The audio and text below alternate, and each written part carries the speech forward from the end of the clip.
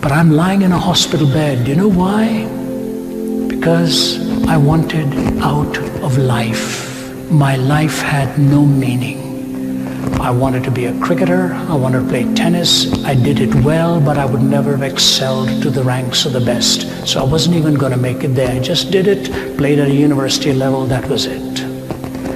And as I'm lying in this hospital bed, having attempted to take my own life, a man walks in with a little red Gideon's New Testament. I couldn't reach out for it because my body was dehydrated. The moisture was gone.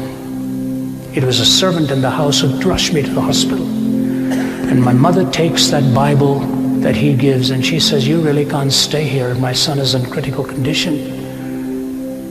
And he said, "Ma'am, your son needs this more than anything else." And so he opens to John chapter 14, where Jesus is talking to Thomas.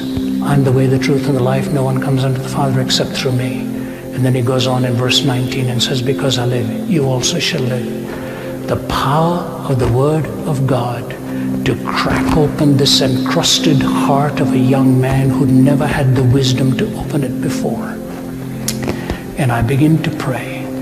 And I say, "Lord, if you are the Lord of life, take me out of this hospital room. I will leave no stone unturned in my pursuit of truth." That day is so vivid in my mind.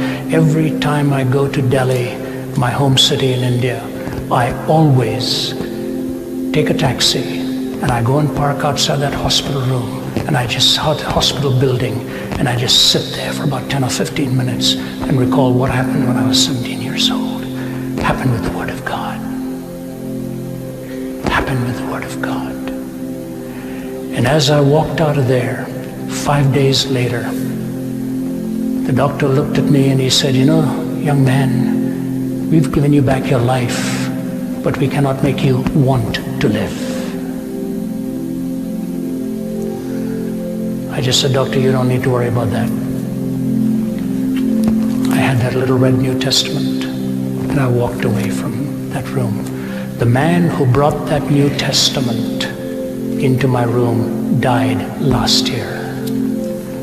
I spoke to him a few days before he died from our home in Atlanta. He was living in Los Angeles. I wanted to come over. He said, "Rav, don't. He said, "You've got many, many other things to do."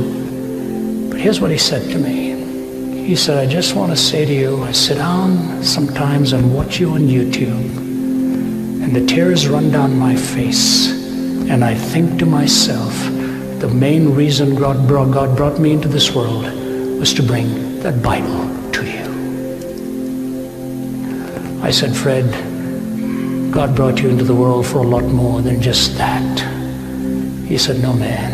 He said, "I just want you to know, I can't say enough of what it means that you're one of my sons in the faith, and it gives me the greatest amount of joy. Thy word is truth. Thy word is truth."